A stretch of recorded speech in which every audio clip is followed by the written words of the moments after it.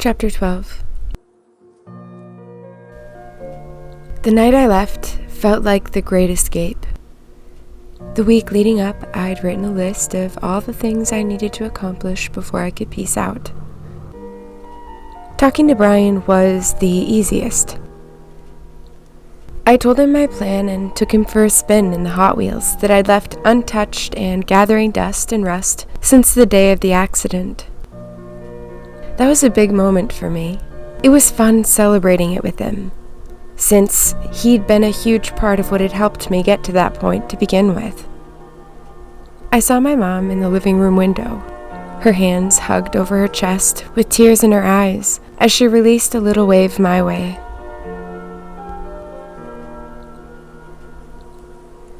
Saying goodbye to my parents was by far the hardest thing on the list. I couldn't seem to find a way to thank them for everything coming to my mind. How could I possibly tell them thank you for everything that they'd done to help me get this far? For not giving up on me when the rest of the world had? For the car I'd only recently started driving again? I had to reel it all in one go, or I was going to give one of them a heart attack before I even made my great exodus. One last try. I'd attack at dinner, when they were most receptive to any news I'd ever had. I spent most of the afternoon, leading up to dinner, scribbling down the letter I planned to leave, telling them all about my reasoning, and that I'd taken the emergency credit card. I hoped I had their blessing, and I was planning on only answering via email until I got myself established. I wanted this to be an adventure, and I needed them to feel secure in my footing. So I delivered them my full plan. I would send them my address and all other needed updates daily, or at the very least weekly. I would only use the card as a last-ditch effort.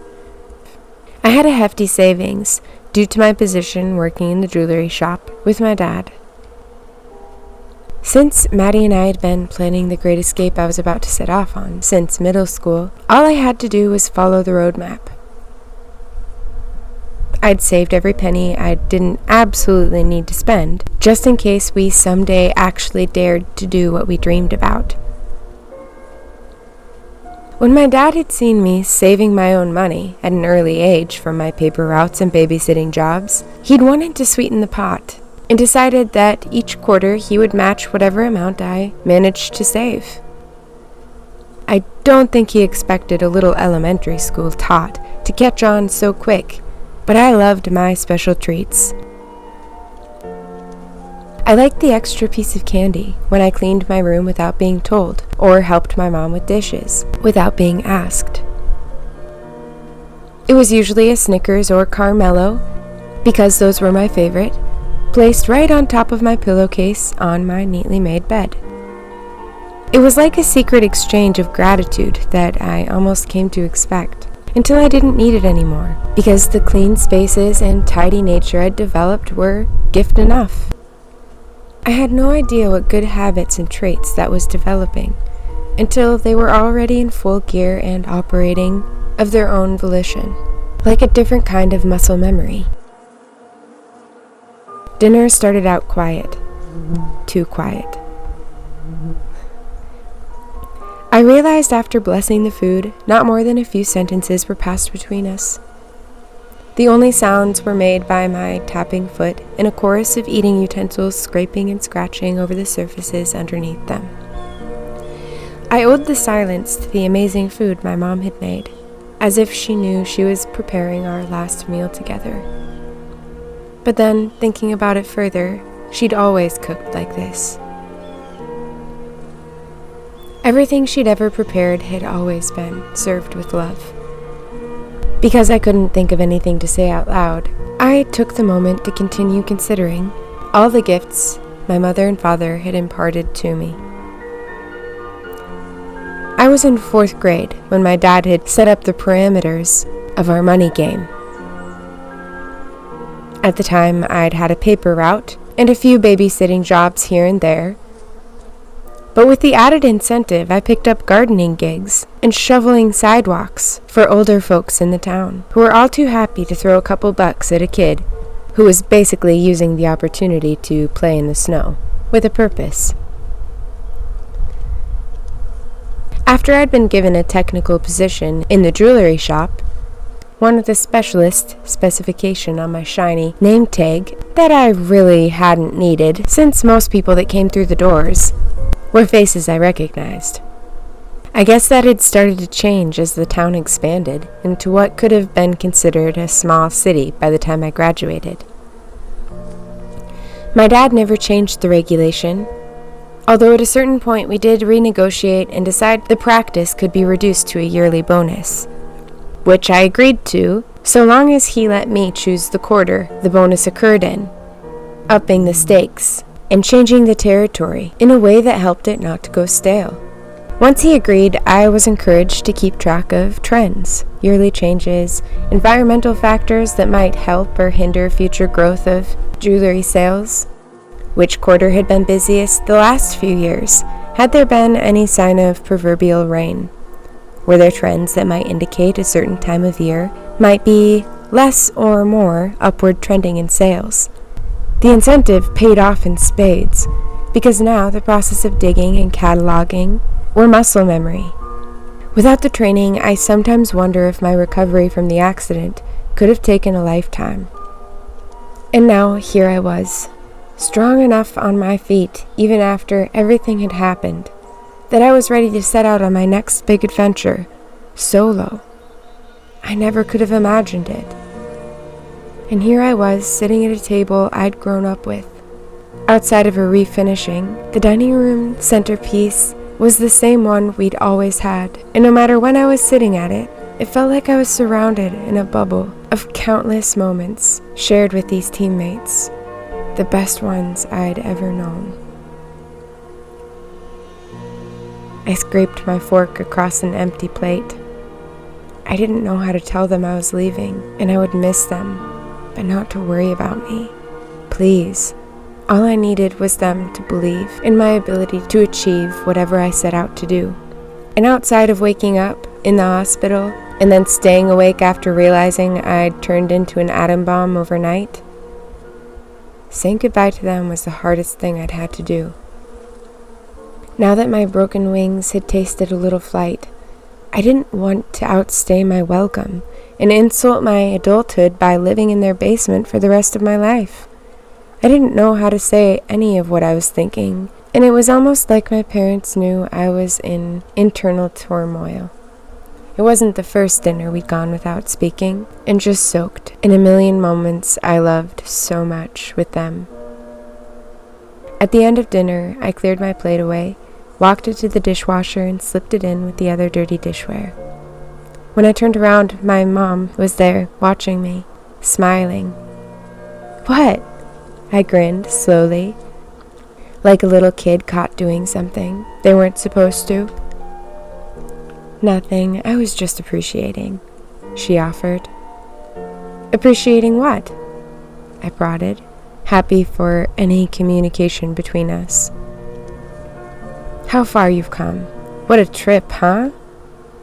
"Big time," I chuckled and reached out for the bowls she'd passed to me. "We're proud of you, sweetie." My mom rubbed my shoulder and patted me on the back. I felt the love. "Mom?" I tried not to cry, but I won't lie, my eyes were far from dry. "Yes?" She cocked her head. "Thank you." I wiped the corner of my eyes. She squeezed me in for a 2-arm hug, and it was over. I burst into tears. All the pent-up emotion, all the guilt I felt for being so horrible to them, the shame over how everything had played out, and how the town had always treated me. It all poured out of me at once, in one thundering torrent of tears, snot, and hiccups. I sobbed into her shoulder. At one point, I thought I heard footsteps over the hallway attached to the kitchen. I felt my mom motioning with one hand, and imagined she'd shooed my dad away so I wouldn't feel weird about being emotional. I was grateful. I didn't like to cry in front of anyone, so the smaller the crowd, the more at peace I felt with the idea of snot and tears leaking from my face. I cried until my eyes felt heavy. I squeezed my mom tighter. "I love you," I murmured. "I know you do, sweetheart. We love you so, so much. You're so important to your father and I." I nodded into her shoulder. I could see my dad's shadow leaned against the far wall. He silently lifted an arm and offered what I assumed was a thumbs up. As his shadow backed out of view, I smiled and heaved a sigh. "Thanks for that. I needed it." I couldn't find words past that. It was the most relaxed I'd been in years.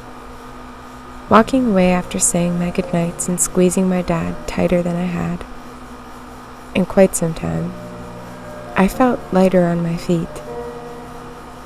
The different textures under them, nothing more than clouds keeping me from falling out of the sky I'd found myself floating through.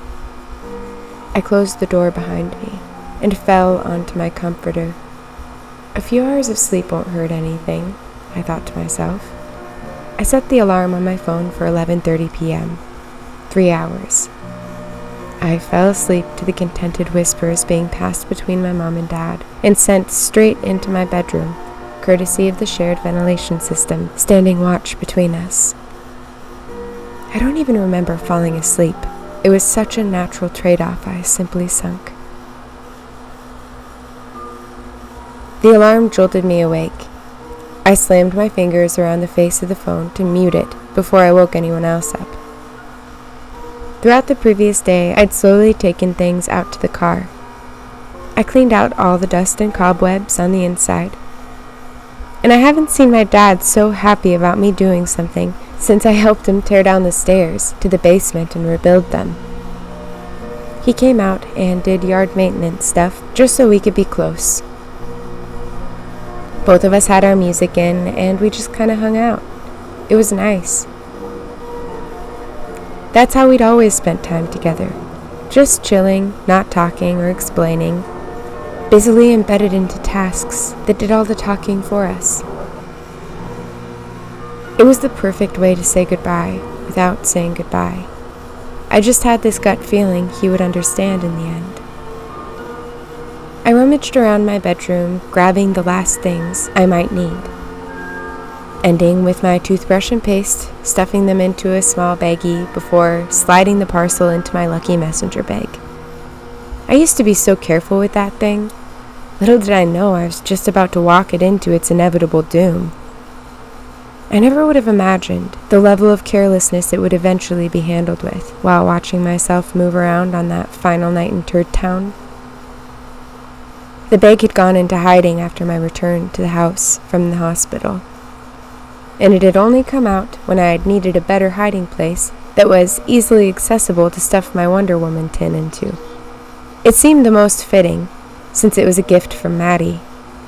Before the accident, I never left home without it. The day Maddie'd gotten it, it had become a permanent fixture on my body, up until the accident. If I was out of the house, it was slung across my body. I'd even used it as a school backpack. I reached for the keys glistening from the face of the dresser, smiling to myself as I felt the little double brass knuckle keychain my dad had picked up for me as a joke after I'd punched Megan in the face. I slid my finger into the hold. It fit a little loose, but it felt natural. Which reminded me, I slid open the top drawer and rummaged around the contents as quietly as possible until my fingers found their way around a small aerosol canister. Also a keychain from my father. It was full of unused pepper spray. Mostly unused. I had tried it on myself once to see what kind of wrath I'd be unleashing. The answer is awful. It was one of those things that I'd done that I will always remember as feelings and tastes. I slid the canister into my lucky go bag and let my eyes soak up my surroundings as I said goodbye to my past for a final time.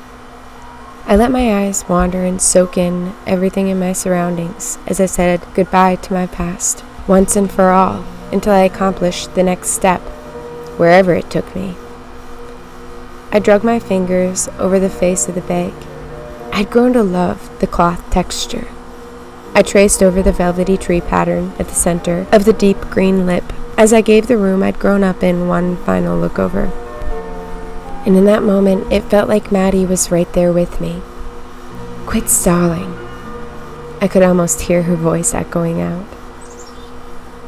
The voice of reason, while my comfort zone tried talking me back into its safe space. It wasn't too late to stay. Maybe I wasn't ready to take this leap yet. What if I jumped in too soon and fell flat on my face, in the middle of nowhere, with nothing? Oh, don't start that. I tossed the fuzzy socks I'd found while rummaging around into the bag along with a final pair of fingerless gloves. Besides, can't get much closer to the middle of nowhere than this place. I smiled, grabbing a beanie, just in case I went for any ambitious morning runs while getting to know my surroundings. I ran my hand over the lumps forming in the handy satchel. It was enough. It was time to hit the road. Now or never. I made my bed and carefully placed the envelope with my parents' name etched over the top. Mom and Dad, surrounded in a big heart. The letter ended up being like 10 pages long, but when I reread it, there was nothing I was willing to take out. It was all there, and I knew it would mean something, especially for my mom. When she missed me, she could hold on to that, reread it, and be encouraged that her little hatchling was finally ready to spread its wings. I needed a fresh start in a new place. I backed into the door, eyes pinned to the letter through the dark. I brought my phone back to life and pointed the low light at the doorknob, and then changed my mind, making my way back to the nightstand to collect my phone and laptop chargers. I stuffed both in with my current notebook and pen, and then froze. My mind was playing tricks on me. I could have sworn I heard something. But dead silence followed long enough to convince me what I'd heard was nothing. I pulled the bag closer to my core. The imagery of a kangaroo pouch or a turtle shell and an archer's quiver came to mind and made me smile. And with that, I was out my bedroom door. I crept down the stairs, missing every creak I'd memorized in the steps, without even really thinking about it. My eyes were set on the directive, on my way to the getaway vehicle. I skipped over the landing completely by holding the banister on either side and gliding down to a crouch at the mouth of the living room. It was all so perfect and quiet until I stopped focusing on the only unanimated limb on my person. I cringed as the bag crashed into the wood. Its contents clattered together noisily. I waited for a painstaking minute, breathing shallow and silent until my heart felt like it might explode with the anticipation. It was at least another few minutes before I worked up the nerve to move again. I sat frozen with my ears perked in all directions, just waiting for a light to snap on, or to hear some noise indicating anyone else in the house was startled awake by my noisy entrance. Miraculously, all I heard was nothing. The house was still asleep outside of me. I let out the breath I'd been holding. I laced my fingers around the bag to keep it closer and in my control as I tiptoed over the final stretch toward the mudroom. The deep forest green hemp cloth was comforting in my hands. Maddie was so into that kind of thing. She'd gotten herself a matching one, which had been out with us on that fateful trip. I'd been afraid to ask her mom about it after my outburst at the hospital the last time I'd seen her. I'm sure it had been scorched along with everything else. I kept my eyes pinned to the fur boots I'd left next to the front door. They were the perfect driving shoes, and more importantly, quiet and easy to slip into. I bent down and stuffed my feet into each, using the moonlight as my eyes adjusted to the dark. The bag leaned dangerously close to the floor, almost colliding with the boot I was feeding my foot into. They matched in the dark. Not surprising, since everything in my closet seemed to match with the black and forest green bag. I smiled at the memory. I knew from the very beginning Maddie had given me that bag specifically because it was her favorite of the two. That's how she did things. She always gave the gifts that hurt the most to part with. That's what really made it a gift in her eyes. She was so cool. I traced my fingers over the dark outline of the tree as I stood up, again guarding it from bumping into anything and making more noise. I stared out the reflective window that took up the entire center third of the door. I felt like we both had chosen our paths that year, the year she'd given me the bag. I traced my way over the branches at its borders as I took a final look at the front yard from this perspective. I'd made it 12 years without even thinking about the art Maddie had shaped out of gift-giving. I want to be that thoughtful wherever I'm going. The musing slipped in with the silvery moonlight. I'm going to take it all in. Wherever I'm going, I'm going to learn its language before I speak too soon. I'm not going to swear so much. I will have a great sense of humor about everything. I'll create something new every day. I'm going to find a way to bring you back to life through the stories we made, if it's the last thing I do. That moment was huge.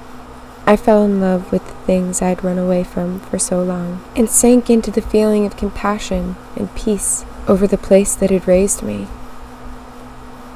It went from shitville to toilet town. There might have been a few turds, but it had been a life-changing experience. I was not the same.